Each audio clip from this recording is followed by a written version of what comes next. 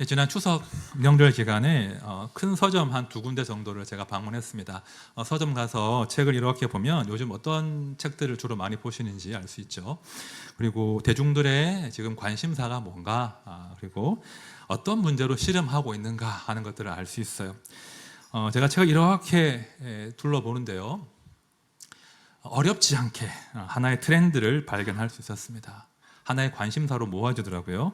제가 책 표지를 막 찍어 왔는데 제가 책 제목만 불러드릴게요. 이런 책들이었습니다. 어떻게 분노를 다스릴 것인가? 저 감정적인 사람입니다. 검은 감정. 감정학교. 화가 사르르 풀리는 책. 어른의 기분 관리법. 감정은 사라져도 기분은 남는다. 기분이 태도는 되지 말자. 자, 이게 제가 억지로 검색하거나 찾아본 책이 아니라요, 이런 책들이 정말 깔려 있었습니다. 대중들의 관심사, 어떤 문제를 씨름하는지 바로 보이시죠? 우리 시대가 말입니다. 제가 몇 주 전에도 그 대한민국 국민들의 절반가량이 울분 상태다라는 말씀 드렸는데요, 우리 시대 사람들이, 우리 이웃들이, 우리가 분노의 문제, 또 감정의 문제, 그 분노와 감정을 어떻게 처리할 것인가의 문제로 아주 골머리를 앓는 그런 시대를 살고 있다는 것입니다. 저는 참 이 부분에 대해서 참 많은 고민과 묵상을 하게 되는데요. 자, 몇 년 전에는 이제 불안에 관한 책들이 굉장히 많았어요. 그래서 이제 그 알랭드 보통이 쓴 불안이라는 책이요, 읽기 쉽지 않음에도 불구하고 제가 알기로 40만 부 이상이 팔린 그런 일이 있었죠. 몇 해 전에는 불안에 관한 이야기를 많이 하다가 지금 점점 더 심화되어서 분노에 관한 이야기들, 또 감정 처리에 관한 이야기들을 많이 한다는 겁니다. 자, 저는요, 이 불안증, 이 불안과 염려의 문제, 또 이게 두려움과 이 또 분노의 문제는요, 하나의 증상이라고 봐요. 그러니까 악한 시대가 필연적으로 나을 수밖에 없는 이 증상이 이 불안과 분노가 아닐까, 그런 생각을 해봤습니다. 자, 그러므로 우리 성도가 말입니다, 이 감정의 문제, 이 두려움과 불안과 이 분노의 문제와 잘 싸우기 위해서는 이 감정의 뿌리가 무엇인지를 잘 알아야 된다는 거예요. 저는요, 이 감정의 뿌리가 이 악한 시대, 이 악함에 있다고 보거든요. 그래서 오늘 저는 여러분들과 함께 이 성경에 이야기하는 악이 무엇인가, 그렇죠? 우리 시대를 지배하는 그 악의 문제에 대해서 함께 다루려고 합니다. 사실 제가 1부 때 해보니까요, 또 1부 때 자막도 안 돼가지고 엄청 고생했는데 이게 무거워요. 주제가 굉장히 무겁습니다. 그래서 이제 각오를 하십시오. 그런데 전반부는 무거워요. 우울해요. 근데 후반부는 희망차요. 그래서 전반부는 조금 무겁게 들으시고 후반부에는 힘을 내시면 되겠습니다. 그래서 이 악이란 개념이 뭔지, 악의 성경적인 개념이 무엇인지 우리가 좀 정리를 할 필요가 있고요. 또 우리 성도는 그 악과 싸우는 존재들이다. 그리고 그 악과의 싸움은 충분한 가치가 있다. 이런 이야기를 함께 나눠보겠습니다. 자, 6장 13절 말씀 제가 다시 한번 읽어볼게요. 우리를 시험에 들리게 하지 마시옵고 다만 악에서 구하시옵소서. 자, 주기도문의 마지막 청원은 다만 악에서 구하시옵소서예요. 그죠? 하나님, 우리를 악에서 구하여 주십시오. 하나님, 우리를 악에서 안전하게 지켜 주십시오. 이것이 이 마지막 기도라는 거죠. 자, 이 구절의 의미를 알려면 당연히 악이 무엇인지 알아야 돼요.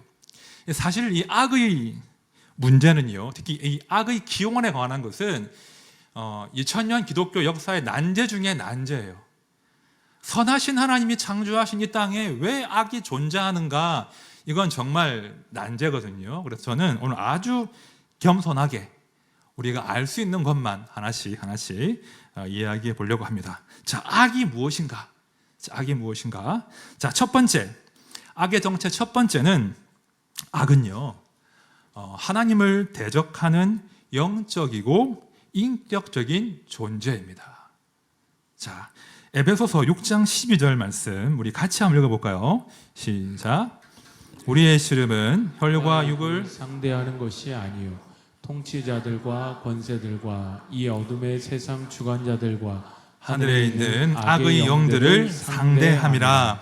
자, 하늘에 있는 악의 영들을 성도는 상대하고 있습니다. 자, 하늘에 있는 악의 영들, 어떤 존재를 의미합니까? 자, 마귀와 그의 졸개들을 의미하는 거예요. 자, 악은요, 분명한 인격적인 실체로 존재한다는 거예요. 어떤 개념이 아닙니다. 악은 인격적인 존재 안에서 그 존재를 타고 드러난다는 거예요. 어떤 개념이 아니에요. 악한 존재가 항상 인격 가운데 악이 드러난다는 거예요. 그런데 문제는 이 악이 말입니다. 어떤 흉측하고 그냥 괴기스럽고 뿔이 달리고 피를 질질 흘리는 그런 모습으로 우리 앞에 등장하면 적을 분명히 구분하고 싸울 수 있을 텐데 그렇지 않은 경우가 상당히 많다는 겁니다. 자, 대부분의 경우에 주로는 이 악은요, 우리에게 친숙한 어떤 사상, 가치관, 문화, 상식의 이름으로 우리에게 다가온다는 거예요. 이 악은요, 어떤 트렌드를 만들어내요. 자, 고린도후서 10장 5절 말씀 잘 들어보십시오. 하나님 아는 것을 대적하여 높아진 것을 다 무너뜨리고 모든 생각을 사로잡아 그리스도에게 복종하게 하니.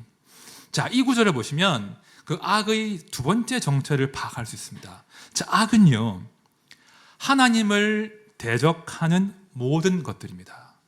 자, 하나님을 대적하는 사상, 가치관, 문화, 심지어는 사회적인 합의와 상식도 하나님을 대적하는 악일 수 있다는 거예요.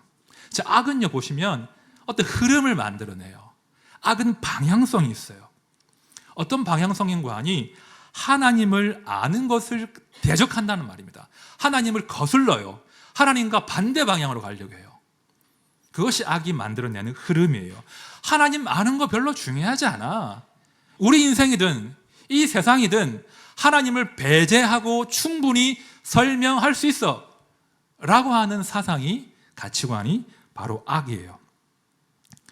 자, 구약 성경에서 창세기를 보시면 이 악이라는 녀석이 말입니다, 아주 조직적으로, 집단적으로 하나님을 대적하는 모습을 확인할 수 있어요. 아주 조직적이고 집단적이에요. 여러분, 대홍수로 인류가 다 망하지 않습니까?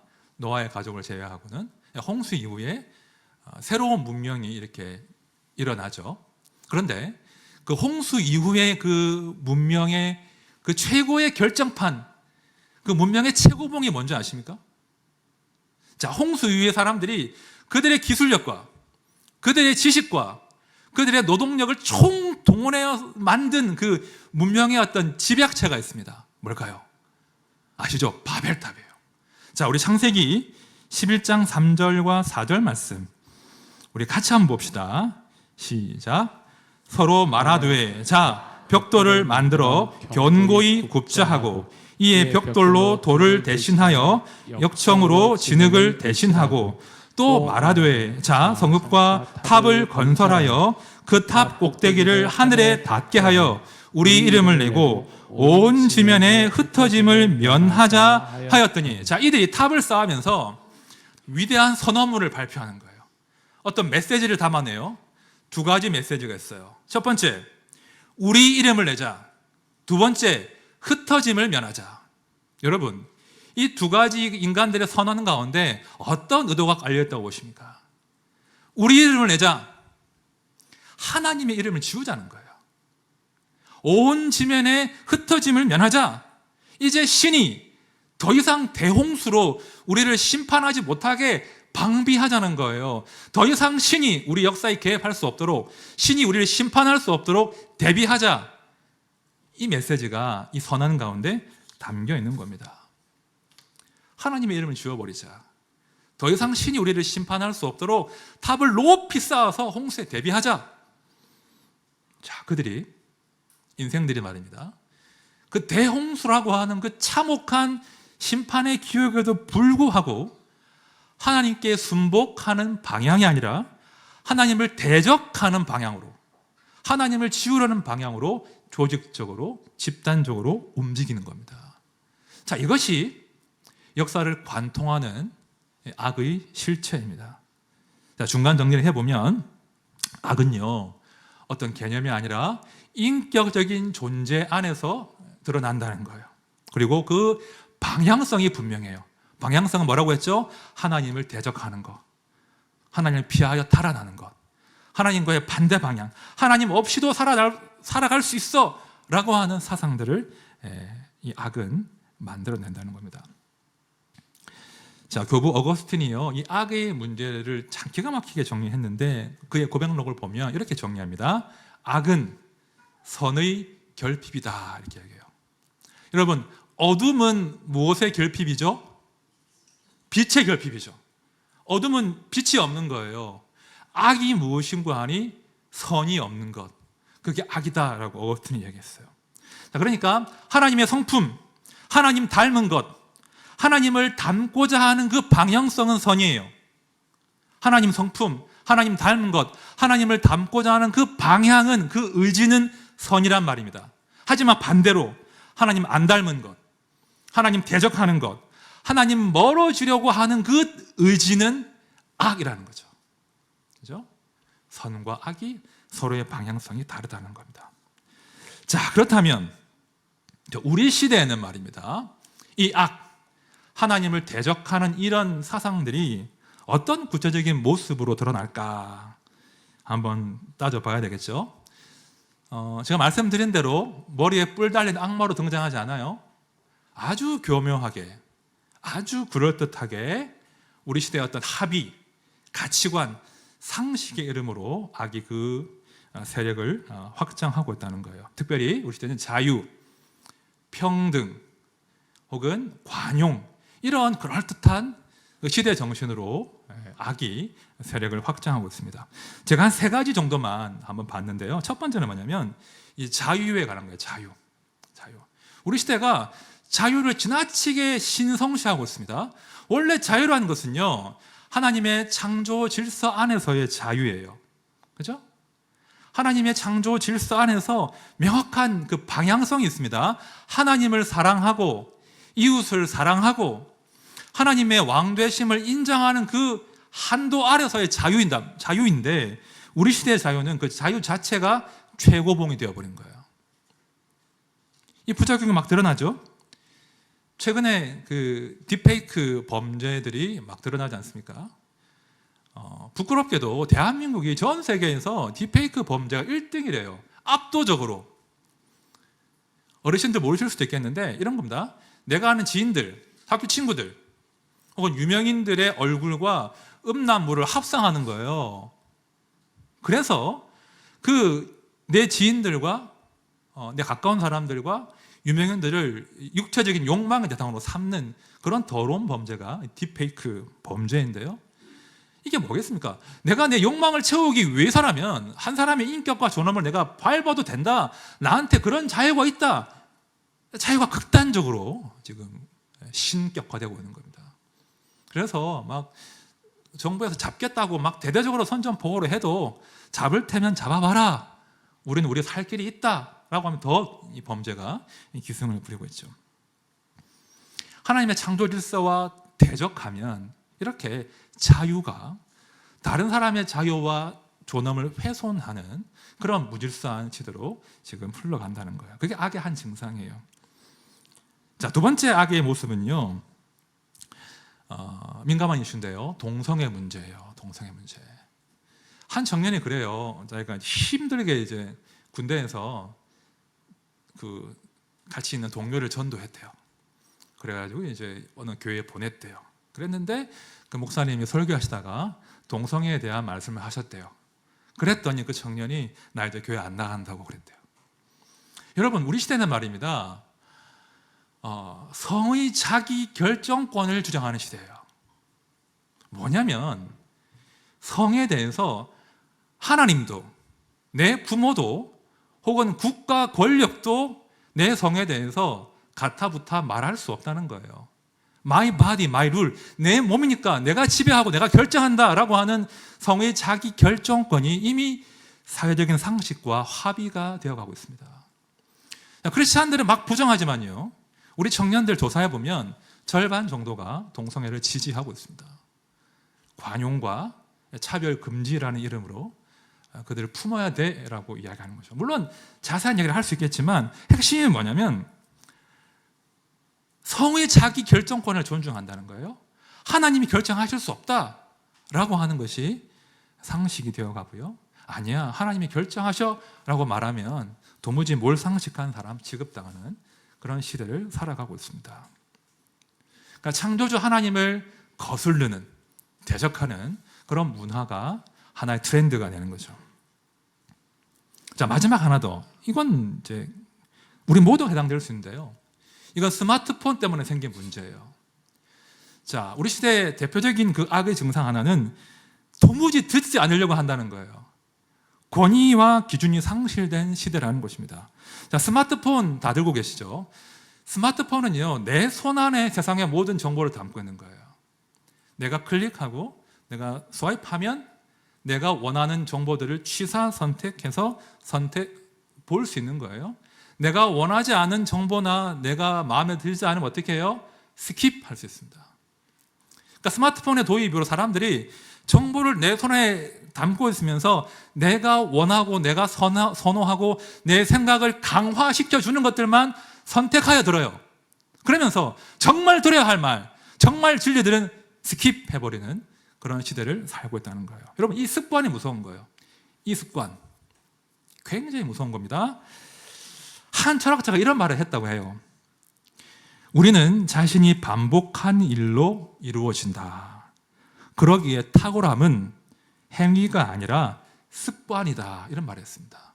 탁월함은 행위가 아니라 습관인데 우리 시대의 사람들의 습관이 이거예요. 듣지 않으려고 하고 배우지 않으려고 하고 내가 원하는 것만 취사 선택해 듣고 내 생각만 강화되는 그런 시대를 살고 있다는 거예요. 도무지 듣지 않는 시대죠. 배우려고 하지 않습니다. 다 교만해졌어요. 여러분, 이스라엘 백성들이 왜 망했는지 아십니까? 명확해요. 열왕기하를 말씀 보십시오. 그들은 듣지 않다가 망했어요. 하나님 나라 그 이스라엘 백성들의 세기말의 증상은 뭐냐면 듣지 않음이었어요. 저는 우리 시대가 이 듣지 않음에 빠져 있는데 정말 위기구나. 듣지 않음으로 기준과 모든 권위가 상실된 이 시대가 정말 위기라고 저는 진단하고 있습니다. 자, 이런 것들이 말입니다. 악이 만들어내고 있는 우리 시대의 대표적인 가치관과 삶의 방식이고 트렌드입니다. 자, 여러분, 이런 세상 얼마나 지속될까요? 어르신들 그러잖아요. 망조가 들었다고, 망할 것 같다고. 이런 시대 얼마나 지속 가능하겠습니까? 저는 분노와 이 불안의 문제야말로 우리 시대가 어쩌면 우리의 문명이 한계에 다다랐음을 보여주는 아주 명확한 증거라고 봐요. 더 이상 우리 시대의 문명의 사람들에게 답이 안 되는 거예요. 답이 없으니까 좌절하고 불안해하고 분노하는 거거든요. 저는 뭔가 우리 시대가 다른 대안, 다른 전환을 하지 않는다면 그 큰 위기에 봉착할 것이라고 봅니다. 제가 뉴스를 보니까요, 그래요. 혹시 프로야구 좋아하는 분 계세요? 저는 롯데 자이언츠 편이거든요. 32년째 우승을 못해요. 미쳐버리겠어요. 아무튼 올해 프로야구 관중이 1,000만이 넘었대요. 폭발적으로 증가했다고 합니다. 또 프로 축구도 한때는 관중 없다고 그랬는데 지금 관중이 넘쳐납니다. 사람들이 그런 그 스포츠 관람장으로 몰려간다는 겁니다. 그리고 마약과 도박이 우리 청소년 사이에서 아주 중요한 이슈가 되고 있습니다. 스마트폰 때문에 빚어지는 그 중독 현상이 갈수록 증가하고 심각해지고 있습니다. 이게 뭘 의미하냐면 불안과 분노를 다스리기 위한 임시 처방이 넘쳐난다는 거예요. 불안한데 분노가 일어나는데 그걸 잊어버리기 위해서, 달래기 위해서 도파민이 분출되는 그런 감각적인 쾌락으로, 즉흥적인 그런 쾌락으로 달려간다는 거예요. 문제는 그 단계적인 쾌락은 더 큰 불안과 분노를 자아나게 한다는 거예요. 중독이 그렇거든요. 그렇죠? 한번 빠져들면 더 빠져들고 더 분노하고 더 절망한다는 거예요. 이게 우리 시대의 문제입니다. 자, 전반부 끝났습니다. 고생하셨습니다. 심각했죠. 제가 심각한 이야기 했는데 여러분, 제가 오늘 왜 이런 이야기 하느냐, 아이고 망조가 들었습니다. 다 망했습니다. 비관합시다 이런 말 하려고 제가 이 설교를 준비한 게 아니에요. 오늘 제가 이 설교를 준비한 것은 우리가 이런 악에 맞서서 싸우는 존재로 부르심 받았음을 기억하자는 거예요. 여러분, 우리 예수님께서 왜 우리에게 기도를 가르치시면서 악에서 우리를 지켜주십시오 이런 기도를 하라고 하셨습니까? 왜 그런 기도를 명령하십니까? 우리 주께서 지금 악과 싸우고 계시기 때문이에요. 우리 주께서 이미 그 악에게 승리를 거두셨기 때문이에요. 내가 너와 함께 싸울 것이고 우리는 승리했다. 이 승리의 싸움에 우리를 초대하는 것이 이 주기도문의 이 기도를 하는 거예요. 여러분, 성도는요, 아이고 이 망할 놈의 세상, 악한 세상 산으로 가자 이게 아니에요. 성도는 악에게 굴복하지 않고 악에게 지지 않고 선으로 악을 이기는 사람들이 성도입니다. 그런 이기는 싸움으로 우리를 주님께서 부르신다는 거예요. 자, 로마서 12장 2절과 21절 말씀 잘 들어보십시오. 너희는 이 세대를 본받지 말고 오직 마음을 새롭게 함으로 변화를 받아 하나님의 선하시고 기뻐하시고 온전하신 뜻이 무엇인지 분별하도록 하라. 악에게 지지 말고 선으로 악을 이기라. 이 로마서 12장의 핵심인데요. 우리는 이 세대의 악하는 풍조를 따라가지 않아요. 대신 하나님의 선하신 뜻을 분별해요. 그렇게 해야 악에게 지지 않고 선으로 악을 이길 수 있다. 그 말씀을 지금 사도께서 하시는 거예요. 여러분, 성도는요, 영적 전쟁 중입니다. 전쟁 중임을 늘 기억하셔야 돼요. 그리고 동시에 우리는 지는 전쟁이 아니라 이기는 전쟁으로 부름받은 그런 사람들인 겁니다. 제가요, 이제 설교에 중요한 말씀드립니다. 어떻게 우리가 이길 수 있는가? 자, 이 가을에 제가 딱 두 가지 전략, 두 가지 방안을 제안드리고 실천해 주시기를 당부드릴게요. 첫 번째는요, 하나님을 아는 지식에서 자라가셔야 됩니다. 다른 도리가 없습니다. 자, 성도가요, 악인들의 길을 걷지 않고 의인들의 길을 걷기 위해서는 선하신 하나님을 더욱 알아가야 돼요. 자, 시편 1편 1절 2절 말씀 우리 같이 읽어보겠습니다. 시작. 복 있는 사람은 악인들의 꾀를 따르지 아니하며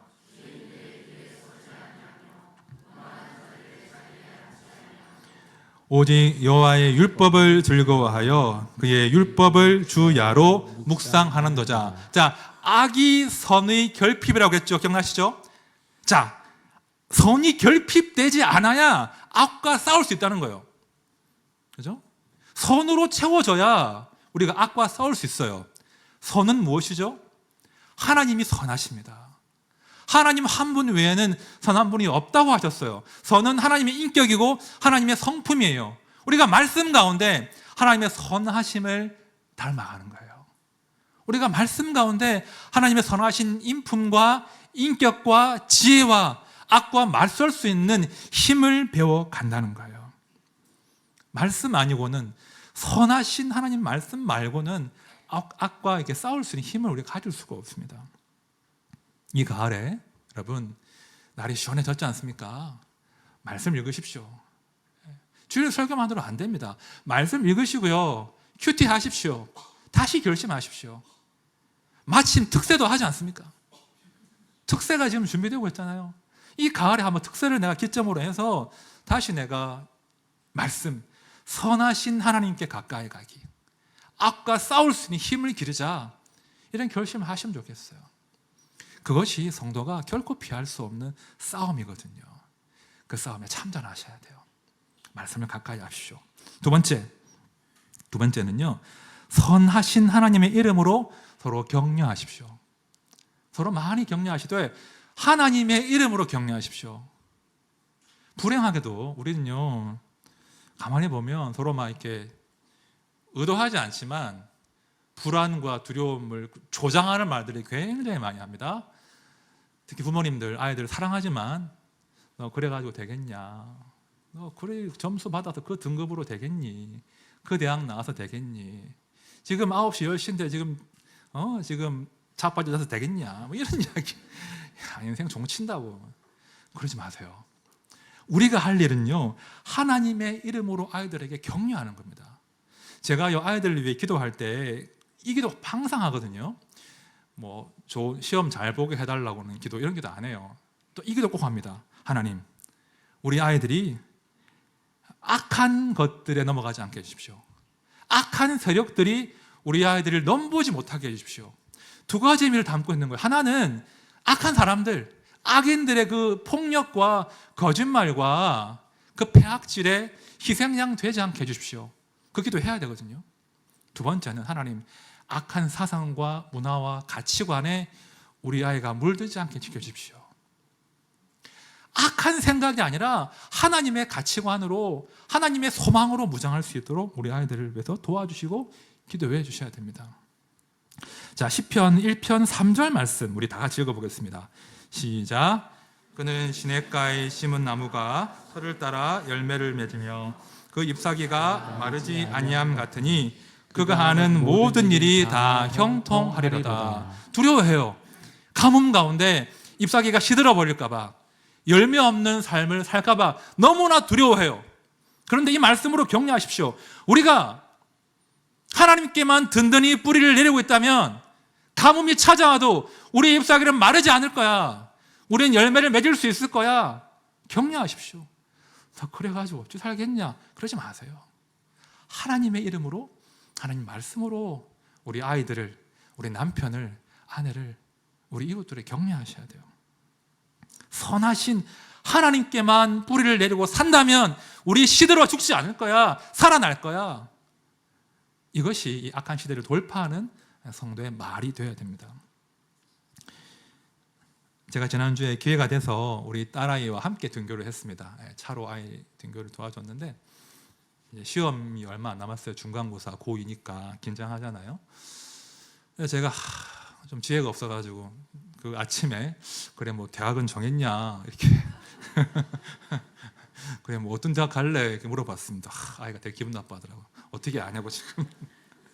제가 아차 싶었어요. 아이가 너무 이제 어깨가 축 처져가지고 뭐 중간고사에 대한 고민도 있고 뭐 또 앞으로 진학 또 진로에 대한 고민들이 한 짐을 이렇게 지고 있는 게 탁 보이는 거예요. 그래서 제가 안 되겠다 싶어가지고 그랬어요. 너 염려하지 마. 이 시험은 그냥 하나의 과정이야. 너 앞으로 계속 시험 쳐야 돼. 다양한 종류의 시험이 있고 하나의 과정이야. 너 이번 시험 실패한다고 네 인생 실패하는 거 아니거든. 하나의 과정이야. 그냥 성실하게 통과하면 돼. 나 통과하는 거야. 잘하려고 하지 말고 통과하면 돼. 속으로 이를 악물고 잘하려고 하지 말고 통과하면 돼. 그리고 하나님께서 네가 할 일과 네가 잘할 수 있는 일을 보여주실 거야. 걱정하지 마. 이렇게 제가 딸아이한테 얘기해 줬어요. 여러분, 뿌리가 내리려면요, 물을 자주 줘야 돼요. 물을 적당하게 줘야 돼요. 한 번 격려하고 10번 비난하면 뿌리 못 내려요. 기억하십시오. 지속적으로 생명의 말씀으로 우리 아이들이 격려하십시오. 하나님께 뿌리 내리면 네 인생 하나님이 푸르게 하실 거야. 시들지 않게 하실 거야. 열매를 맺게 하실 거야. 그 과정 성실하게 다 잘 통과하자. 이런 것들이 우리 시대의 부모님들이 우리 다음 세대에게, 청년들에게 전해줘야 될 말씀으로 하는 격려인 거예요. 남편들에게도 월급 그거밖에 안 되냐고 이런 말 하지 마십시오. 은퇴하면 뭐 할 거냐고 자꾸 캐묻지 마십시오.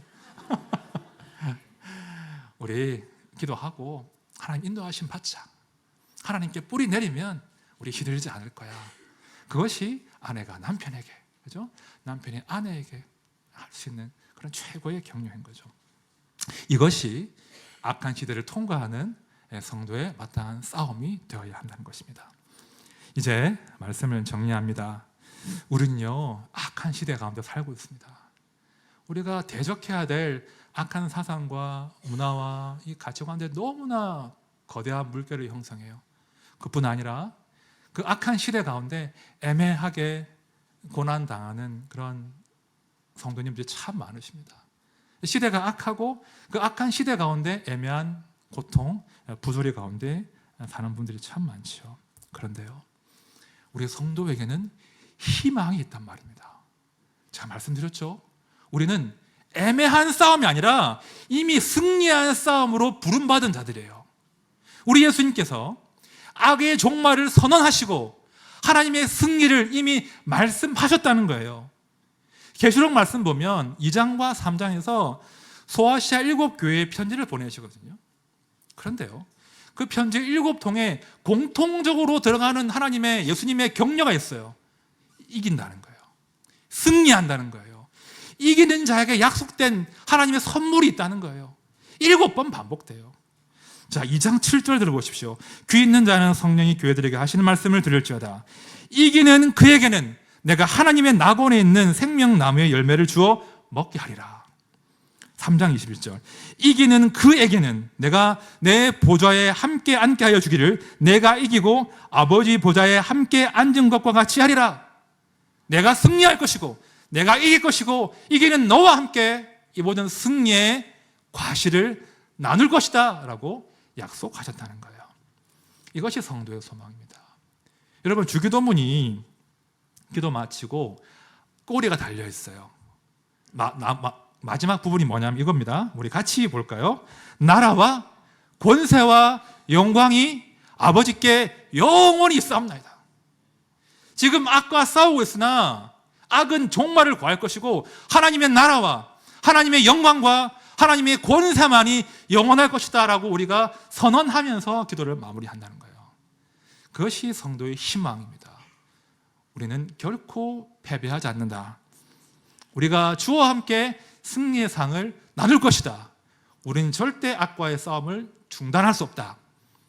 이것이 악한 시대를 살아가는 성도의 깃발이 되어야 되겠습니다.